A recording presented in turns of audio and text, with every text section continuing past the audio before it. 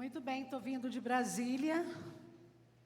E em Brasília a gente tem o bandeirão na Praça dos Três Poderes. E eu trouxe uma réplica para você posicionar a sua mão para cá e a gente profetizar sobre a nação brasileira. Põe a sua mão para cá, direcione a sua mão e comece a declarar a palavra de profecia, a palavra de promessa que você gostaria que seus filhos pisassem na nossa nação. Comece a dizer audivelmente palavras que abençoem a nossa terra, a terra amada Brasil. Senhor, junto com essa igreja, com o teu povo, junto com os teus filhos, nós declaramos bênção, paz e proteção sobre as nossas crianças. Pedimos que a bandeira nacional aberta aqui nessa noite declare o nosso coração como brasileiros, de que desejamos uma nação abençoada, próspera, uma nação, ó Deus, que declare com liberdade o teu nome. Obrigada por termos nascido nesse país e nós te pedimos a tua bênção, que não traz dores, em nome de Jesus. Amém. Amém?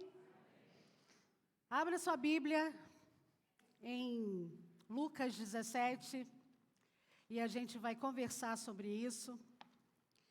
Obrigada a todas as mulheres que estão aqui, que estiveram de forma tão carinhosa me mandando mensagem, abençoando a minha vida com presentes e manifestando de forma tão especial a gratidão. E é o que nós vamos falar hoje, através desse texto, e vamos conversar e visitar.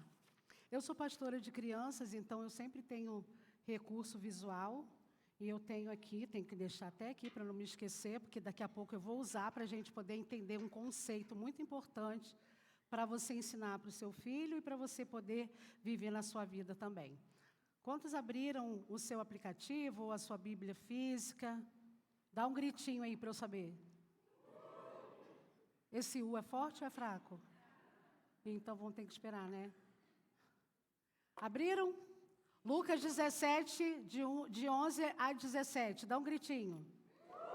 Agora foi. A caminho de Jerusalém, Jesus passou pela divisa entre Samaria e Galileia. Ao entrar num povoado, 10 leprosos dirigiram-se a ele e ficaram a certa distância e gritaram em alta voz: Jesus, mestre, tem piedade de nós. Ao vê-los, ele disse: vão mostrar-se aos sacerdotes. Enquanto eles iam, foram purificados. Um deles, quando viu que estava curado, voltou, louvando a Deus em voz alta, em alta voz, prostrou-se aos pés de Jesus e lhe agradeceu. Este era samaritano. Jesus perguntou: não foram purificados todos os 10? Onde estão os outros 9? Não se achou nenhum que voltasse e desse louvor a Deus, a não ser esse estrangeiro? Então ele disse: levante-se e vá, a sua fé lhe salvou. Amém? Eu sou pastora de crianças na Comunidade das Nações, em Brasília, e eu sou muito agradecida por pessoas que semearam, abençoaram a minha vida quando eu ainda era criança. E que coisa boa a gente poder saber que a gente pode fazer o caminho inverso. E se eu pudesse dar um nome a essa ministração, eu diria: faça o caminho inverso. Caminho inverso é você poder olhar para trás, voltar e poder reconhecer o que Deus fez. Os feitos do Senhor, e eu amo esse conceito e esse pensamento de que uma geração vai sobrepor a outra, vai abençoar a mais do que a outra. E os feitos do Senhor, eles são assim. Nós experimentamos uma porção e a próxima geração experimenta de mais e mais de Deus. E nesse texto que a gente acaba de ler, o que a gente está experimentando aqui e olhando nesse cenário, são pessoas que precisavam dos feitos de Deus acontecendo em suas vidas. E se a gente pudesse observar e falar um pouco sobre esse começo da história, Jesus está numa divisa entre Samaria e Galileia. Então, hoje de manhã eu soube que vocês estão na divisa do Paraguai. Nem sei mapa, né? Depois eu fiquei pensando isso. Eu nem sei onde ficava Cascavel no mapa para poder dizer sobre a divisa. Vocês sabem, é isso, não é? É no Paraguai? Osório. próximo, fica mais próximo do que eu, obviamente, que eu estou lá no meio do mapa. Jesus está aqui numa divisa, e ele queria, na verdade, era ir para Jerusalém. E a Bíblia diz que ele faz um caminho, o caminho que ele pega é na divisa de Samaria e Galileia, e é um caminho, uma rota que não é comum. Ele acabou de estabelecer um caminho que era pouco frequentado ou pouco feito, uma rota que quase nenhum judeu faria. E o texto diz que esse caminho que ele faz, ele começa a andar com os seus 12 discípulos, chega num determinado lugar e ele encontra 10 homens leprosos. Com isso, eu aprendo que todas as vezes que a gente precisa de uma cura, de uma resposta, a gente precisa de uma movimentação espiritual ou de uma validação do reino de Deus ou uma validação da palavra de Jesus, não se preocupe. Ele muda a rota por tua causa. Ele muda a rota para lhe encontrar. Para lhe encontrar, ou se você estiver doente, ou se você precisa de uma resposta assertiva. Ele é essa pessoa. E foi exatamente o que ele fez. Nesse momento, ele está nesse caminho, que é um caminho incomum, para poder encontrar ou esbarrar com essas pessoas. E quando ele passa por esse caminho, ele passa e é uma região que, na verdade, ao invés dele ir para o sul, ele foi para o leste. Nesse momento que ele está nesse lugar, ele, na verdade, está caminhando com os seus discípulos para fora da cidade. E Levítico 13, 14 diz que pessoas que têm doenças contagiosas, elas eram orientadas pelos sacerdotes a estar fora do convívio comum da cidade. Então, eles moravam às margens, eles moravam na parte de fora da cidade. Lá em Brasília, a gente tem o plano piloto, que é o que certamente você vê pela TV, e a gente tem Asa Sul, Asa Norte e alguns lugares no plano piloto. Tudo mais que é fora do plano piloto, a gente chama de entorno. Aonde você mora? Em Ceilândia. Ceilândia fica em torno de Brasília.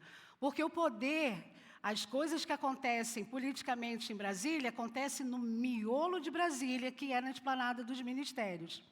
É como se Jesus estivesse justamente saindo do miolo da sua cidade e fosse para a divisa. E nesse lugar da divisa, do entorno, do lugar à margem, eram colocadas então essas pessoas que tinham uma doença ou que tinham alguma situação. Levítico 13, 14 dá essa orientação para o povo, desde que estavam ali com Moisés organizando todas as coisas. Então, nesse momento, Jesus está, na verdade, caminhando para Jerusalém, mas caminhando e dando esse caminho, fazendo essa rota, e encontra 10 leprosos. Quando eu olho esse texto, o que eu penso e aprendo com ele é que Jesus ele é extremamente intencional para nos encontrar. Ele planejou esse caminho. Ele pensou em fazer esse caminho. Então, naquela dificuldade que a gente precisa da resposta, fique tranquilo, porque intencionalmente o Mestre quer lhe encontrar. O Mestre quer te olhar. E isso foi o que ele fez aqui nesse caminho.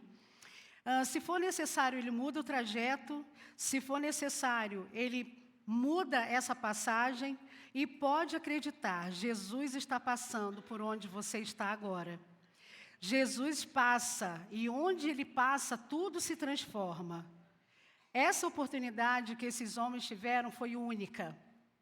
E quando a gente olha esse texto, ele me remete que esses homens, quando ele vê Jesus passando, eles aproveitam essa oportunidade e, embora a parte da convivência social da cidade ele esteja fora e as condições que eles vivem não eram as melhores, Jesus foi até lá.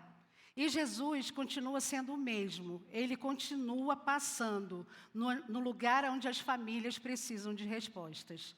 Ele continua desejando encontrar com aqueles que vivem às margens e aqueles que vivem em outros lugares. Em todo e qualquer lugar que estivermos, Ele quer nos encontrar. Essa é a primeira grande verdade que eu encontro nesse texto.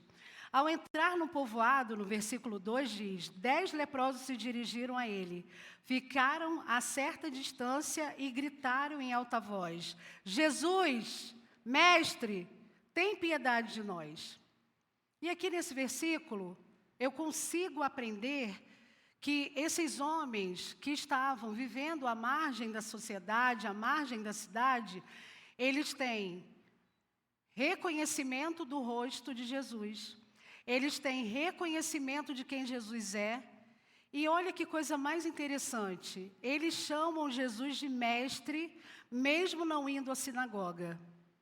Esses homens, esses 10 leprosos, eles tinham uma identificação de quem Jesus estava sendo naquele momento para eles. E o curioso é, eles usam a palavra mestre. E mestre é uma coisa que Jesus não foi para eles, não convencionalmente.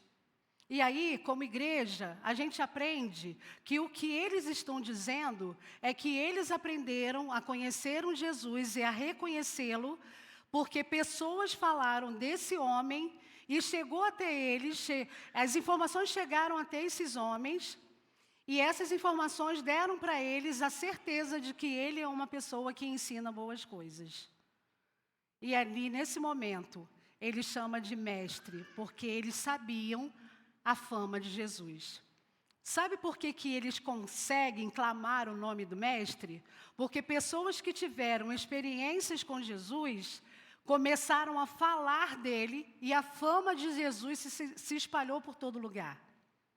E aí, como igreja, eu quero te dizer que Cascavel precisa entender e declarar o nome de Deus a partir daquilo que Jesus é para mim, para você, para nós como igreja.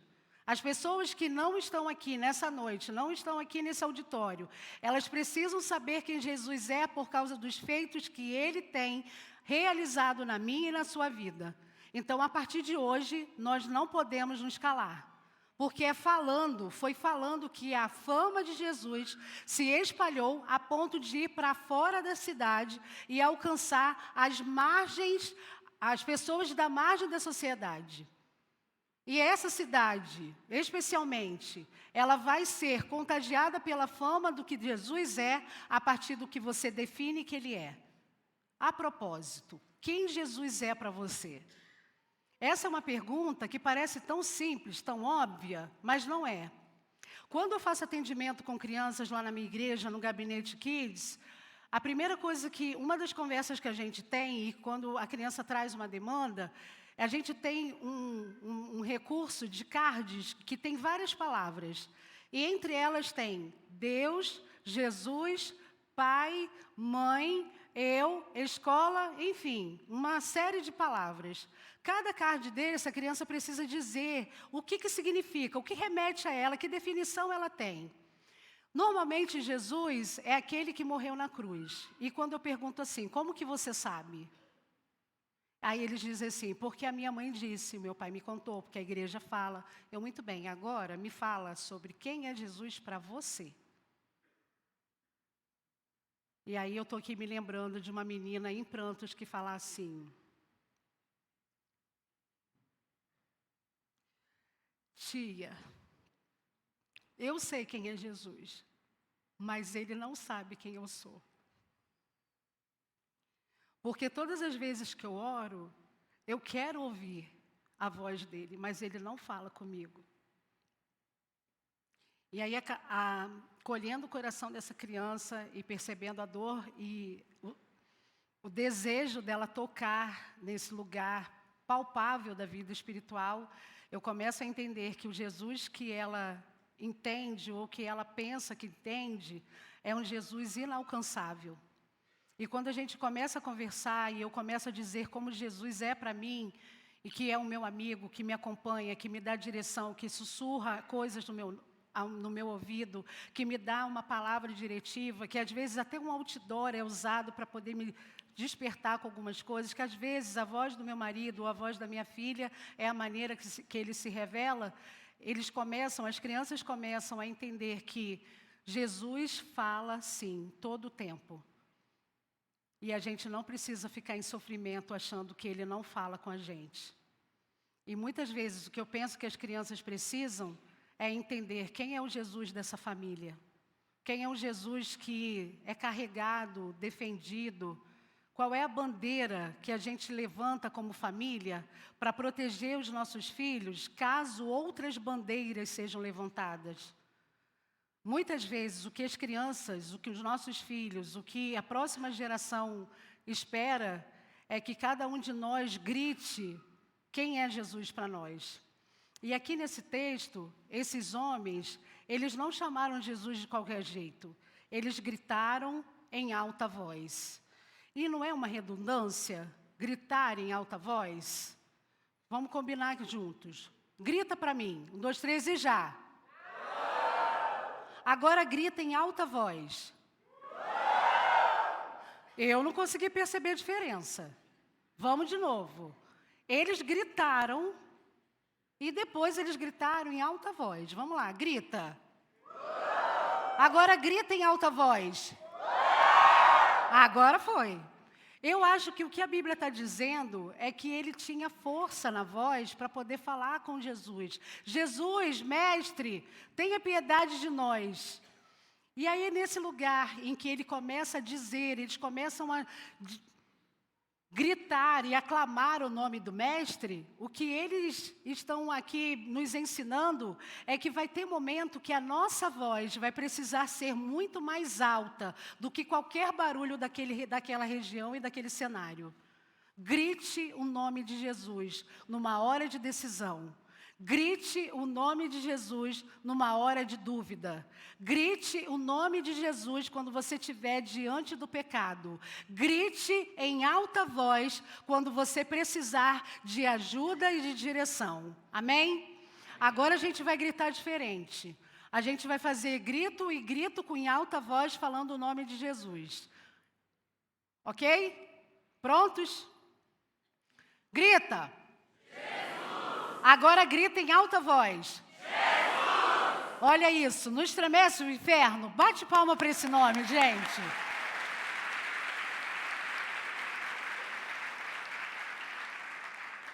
Esse nome é um nome que tem poder e esses homens sabiam que se eles gritassem ou gritassem em alta voz, eles poderiam ser realmente curados e eles poderiam receber o que eles precisavam.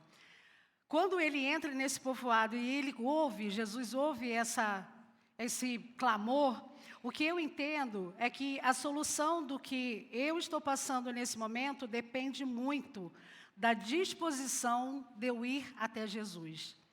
No primeiro momento desse texto, esse texto me ensina que Jesus vai até mim. Ele muda a rota.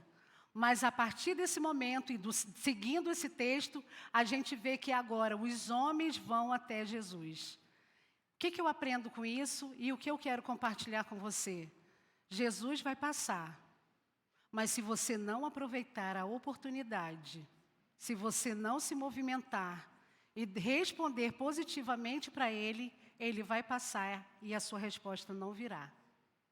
O que eu entendo nesse texto é que existe duas coisas importantes: a parte de Deus e a nossa parte.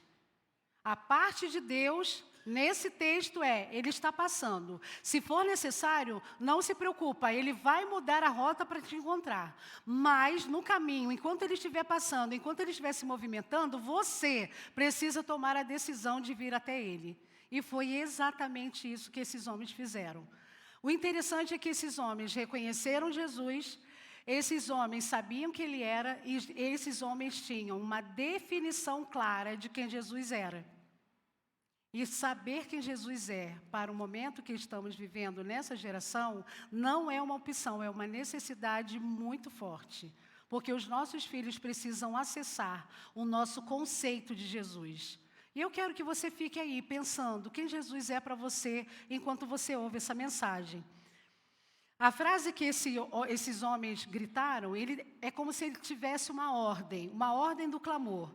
Eles gritam por Jesus, dizem quem Jesus é e clamam por socorro. Então, 3 ordens que essa pequena frase tem. Gritam o nome de Jesus, como acabamos de fazer, dizem quem Jesus é, o mestre, e clamam por socorro. Tenha piedade de nós. Jesus, nesse momento, ele para e vai olhar para esses homens. Os leprosos, eles, além de serem pessoas que estavam à margem da sociedade, eles também andavam em grupos.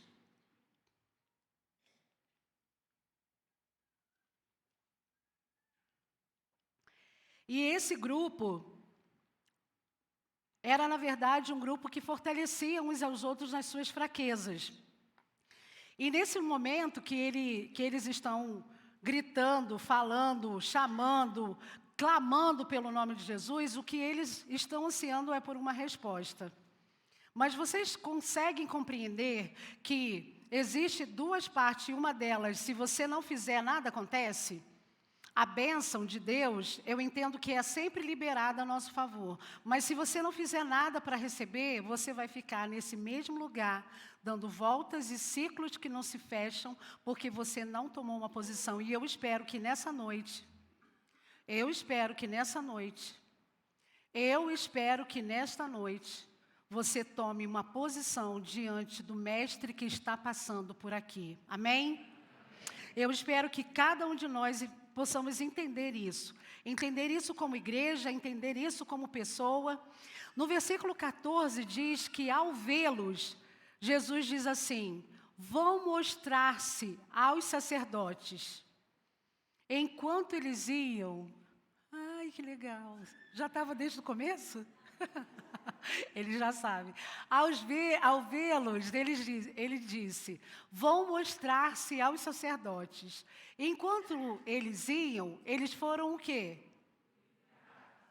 O que eu entendo com isso é que enquanto eu estou no processo, a cura vem. Hoje, quando a gente começou o culto, o pastor começou a orar por pessoas que estavam doentes e várias ficaram de pé. E olha aí, a chave que vira a nossa saúde, a resposta para a nossa saúde, a resposta para quem está, se puder botar e deixar aqui, o versículo vai me ajudar muito. Obrigada. Se você espera uma cura, espera que a sua saúde realmente aconteça, que tenha uma resposta, o que esses homens nos ensinam é que caminhe, ande, se movimente, faça algo que você nunca fez, semeie em alguém de forma diferente, faça algo que você possa ter uma produtividade e uma colheita diferente. Você não está satisfeito com a sua colheita? Mude a semeadura. Você não está satisfeito com a maneira como a sua esposa lida com você? Mude a semeadura. Você não está satisfeito com a maneira que o seu marido lhe trata? Mude a semeadura. Você não está satisfeito com a maneira como seus filhos lidam com as questões? Mude a semeadura. Você quer receber mais de Deus? Mude a... Esse é o ponto, essa é a chave. E esses homens estão aqui justamente fazendo isso, semeando o seu tempo, semeando a sua fé, liberando e confiando que ele vai ser curado. E olha que lindo, saber que ao caminhar, ao andar, eles estavam sendo purificados. Então, nesse momento que esses homens começam a experimentar a vida deles, o tempo deles, o coração deles na cura, começa a acontecer uma coisa interna. Mas não nos 10, somente em 1. E a Bíblia diz que, ao vê-los, Jesus disse, vão se mostrar aos sacerdotes. E enquanto iam, foram purificados. Jesus, ele é todo poderoso. E ele é Deus. E ele estava com Deus. E ele é o Verbo. E a palavra que ele libera, a palavra que ele dá como comando e ordem, todas as coisas obedecem. Ele está diante de pessoas que precisam de resposta e ele é a resposta. E nesse momento, ao invés de fazer uma cura instantânea, porque ele poderia fazer, ele dá uma ordem dessas pessoas, desses homens, irem até o sacerdote.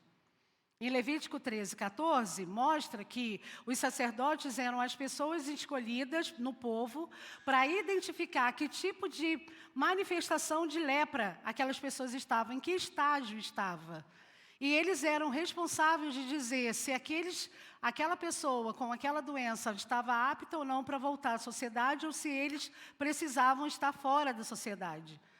Ir até o sacerdote não era, na verdade, a cura por si só, porque Jesus já estava liberando a cura, mas era o processo que esses homens precisavam passar, e não somente esses homens. Jesus estava com os seus 12, e Jesus estava com esses discípulos em pleno treinamento. E quem lida com treinamento de pessoas sabe que se você mostra como faz, facilita o processo de aprendizagem. Se você quer mostrar para uma criança como ela escova o dente, se você escova o dente todo o tempo que você for ao banheiro e for ao horário de escovação, você traz e ela vai te imitar. Isso é treinamento. Treinamento de uma empresa é muitas vezes chamar um especialista e mostrar para esse grupo de colaboradores como faz. E o que Jesus está fazendo é isso, trazendo um exemplo, trazendo um treinamento, trazendo para os discípulos um ensinamento para que eles saibam que as leis são importantes, mas não acabam em si mesmas, porque a cura não dependeu deles chegarem até o sacerdote, porque foi no caminho. O processo que a gente às vezes precisa ter e precisa caminhar para poder receber o que Deus tem de nós, às vezes é por causa de uma ordem dada por alguém. Às vezes pelo líder, às vezes pelo marido, às vezes pela esposa e, pasmem, às vezes pelas crianças. Às vezes as nossas crianças, os nossos filhos, às vezes a família guarda a própria resposta que precisa. E você parar para ouvir as instruções e ouvir a direção, isso lhe guarda. E aí eu quero te mostrar uma definição maravilhosa sobre obediência. Obediência é uma caixa de recompensa. O que é obediência? Guarda isso. Obediência é uma chave que destranca as bênçãos. O que é obediência? A obediência é o grito escandaloso do amor. O que é obediência? Obediência também é um guarda-chuva de proteção. O que é obediência? Então, é mais ou menos assim. Quando eu ensino isso às crianças, e eu tenho uma impressão de que se isso as crianças aprendem, qualquer adulto aprende. Mas se você não aprender, depois você me procura que eu te ensino de novo.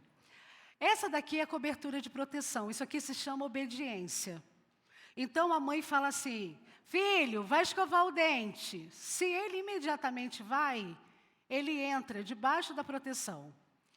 Se a mãe fala, filho, desliga o celular, desliga o tablet, desliga o computador e vem almoçar.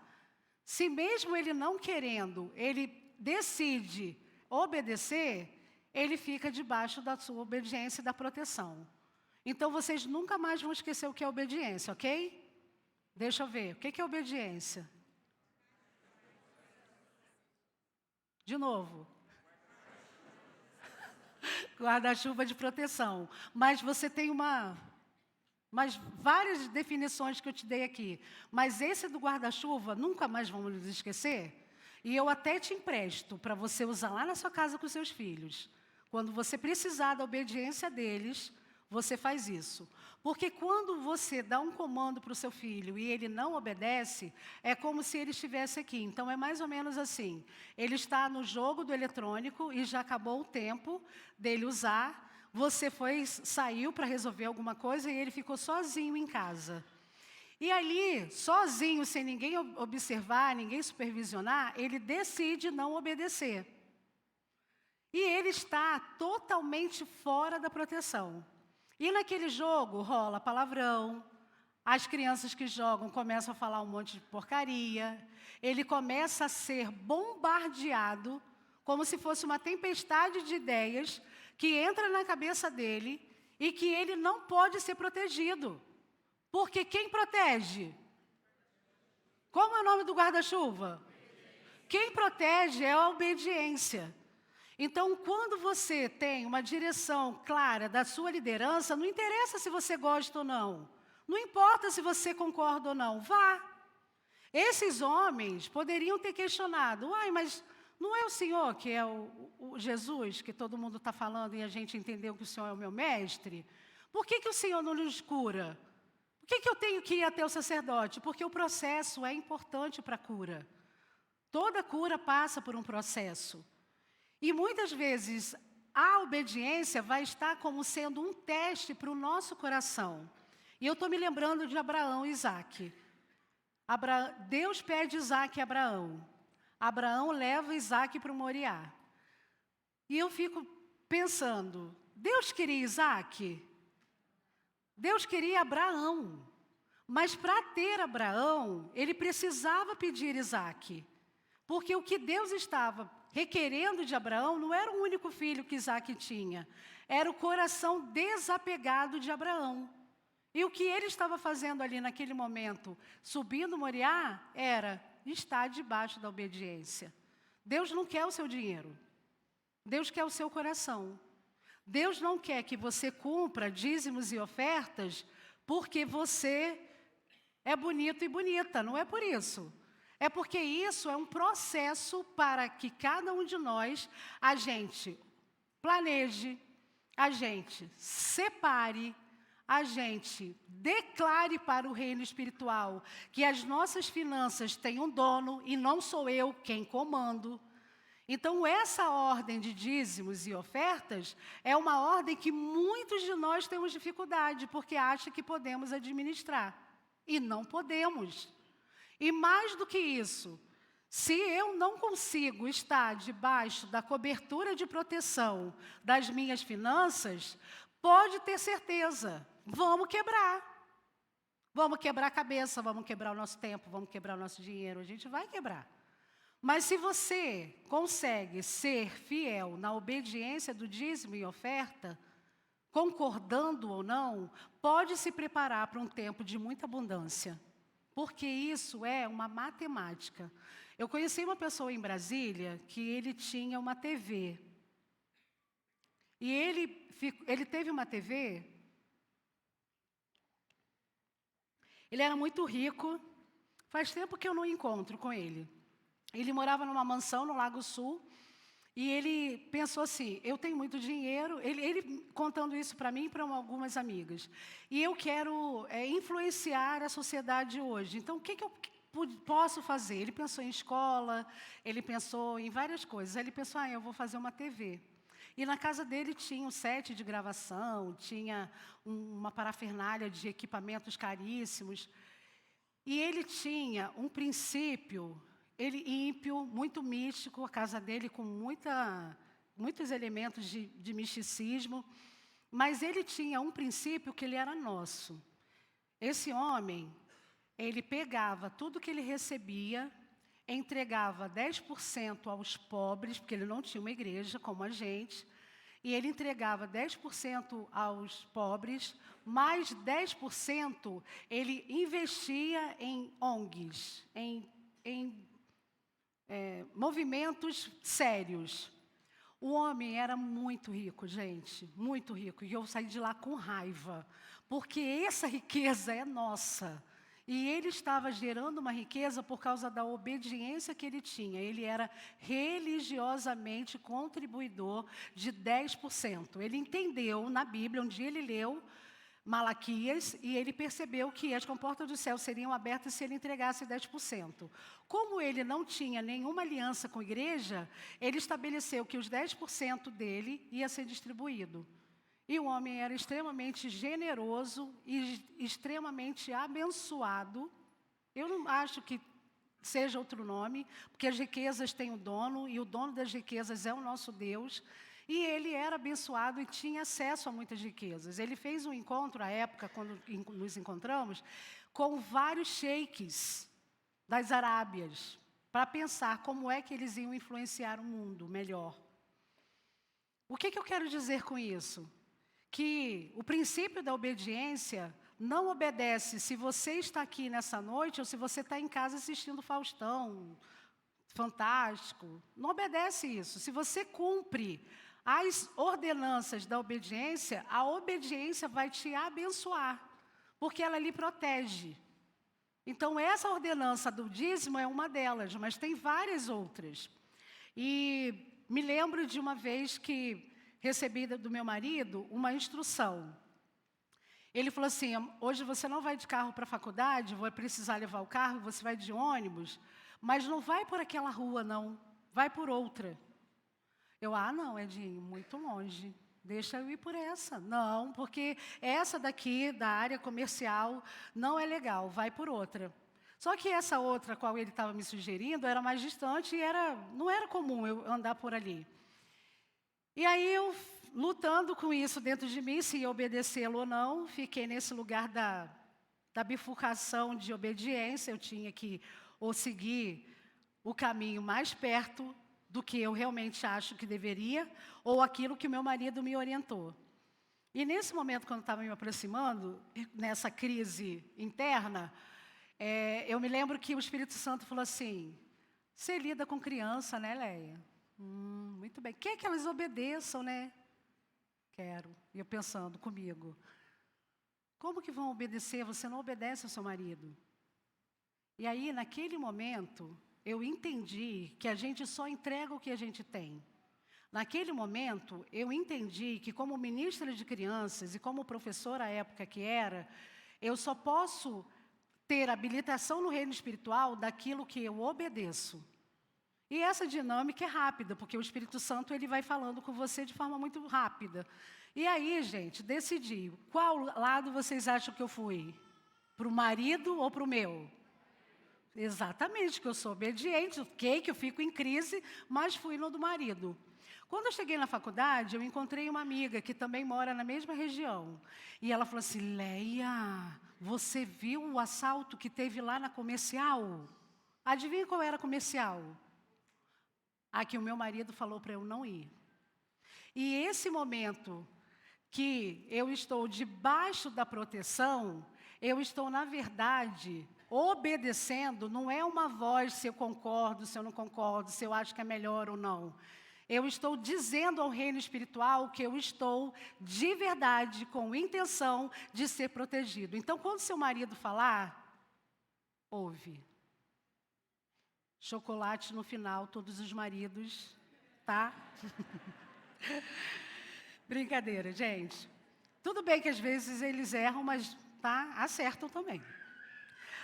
Pois é, e aí, nesse final, e eu quero finalizar com isso, Jesus está ali diante deles, e no momento que ele está curado, um homem, você pode botar o 15?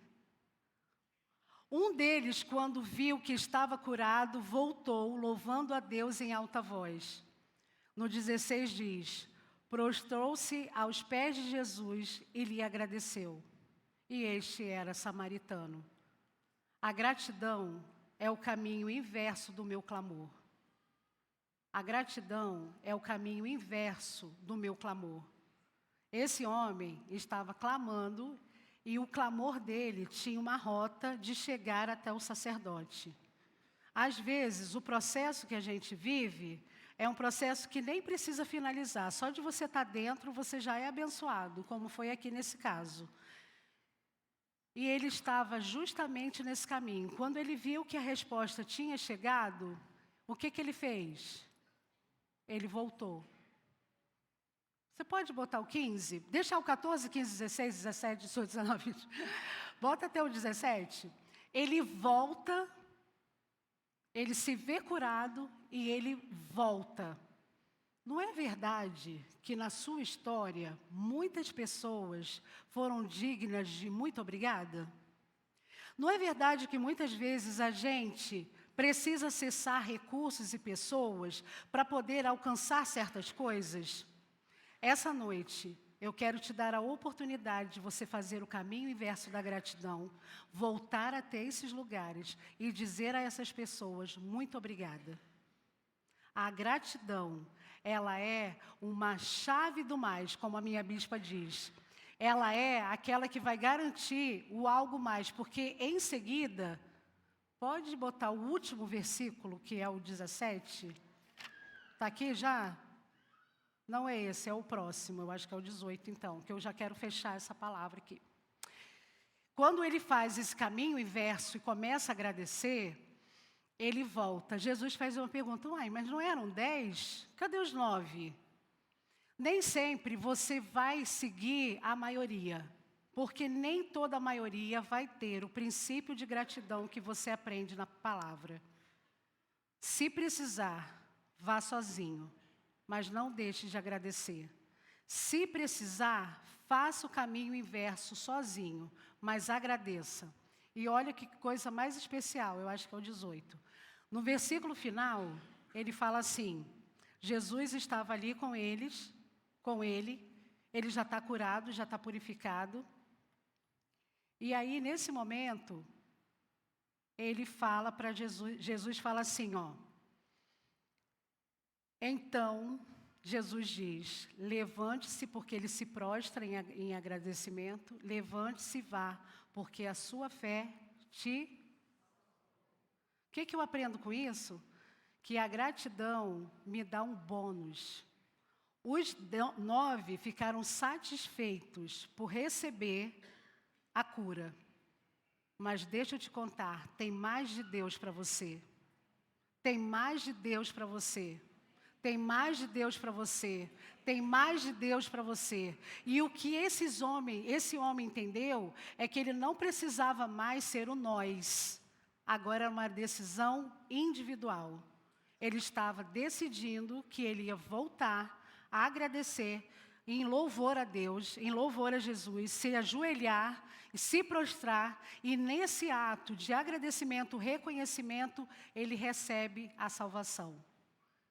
A sua gratidão é a moeda do mais. Repete isso comigo. A minha gratidão é a minha moeda do mais.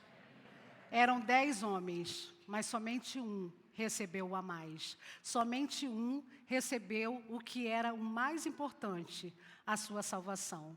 Fique de pé.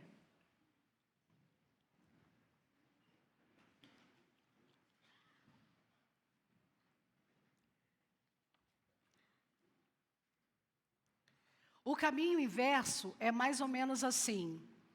Você tem vestes de louvor ao invés de choro angustiado. Você entrega perdão ao invés de ficar na mágoa. Você libera a fé ao invés de ficar em dúvida. Você entrega gratidão ao invés de ficar reclamando. Eu quero te dar a oportunidade dessa semana, hoje mesmo, se você quiser e se você puder, declarar gratidão a algumas pessoas que fizeram parte da sua jornada de clamor. Eu quero te dar a oportunidade de você fazer nessa cidade uma movimentação, um movimento de gratidão a pessoas que podem estar aqui ou não. Eu quero te dar a possibilidade de, como igreja, movimentar o reino espiritual a partir de amanhã, na sua semana, a fim de que a sua gratidão toque pessoas. Então, a partir de agora, foi dada a largada da gente viver o desafio da gratidão essa semana. Porque a gratidão vai, com certeza, alcançar o reino espiritual, a nuvem do céu, para poder te dar o mais. E confie, Deus vai trazer a resposta do que você precisa, porque Ele vai até o teu encontro. Mas, por favor, se movimente. Por favor, grite. Grite em voz alta. Faça barulho para que o Mestre te ouça. E confie. Os processos são necessários para que a sua cura venha. E quando a cura vier, preste relatório de gratidão às pessoas. Feche os seus olhos. Senhor, muito obrigada por essa noite em que podemos olhar a gratidão, acessar a gratidão, saber que o Senhor é o Deus que faz todas as coisas, grandes e pequenas. O Senhor é o Deus do processo leve. Obrigada por cada um de nós, nas nossas histórias, que esperamos, que estamos na expectativa de um milagre, de uma resposta, seja na família, seja no trabalho, seja na empresa, seja com os filhos. Obrigado pela certeza de que o Senhor vai no nosso encontro e nos dê a sensibilidade de irmos ao seu encontro e lhe chamar e dizer quem o Senhor é para nós. Nos ajude, Senhor, a vivermos os processos e no momento do processo, quando a resposta vier, não nos deixe esquecer, não nos deixe parados e não fazermos o caminho inverso. Nos ajude a voltarmos, para pisarmos nos lugares do clamor com o coração em gratidão.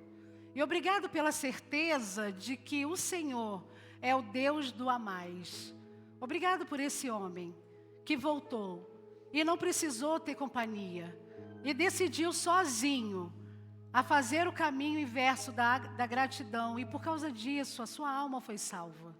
Muito obrigada, porque o reconhecimento da obediência dos teus princípios nos traz muitas bênçãos, e a bênção da salvação é uma delas. Obrigada por isso.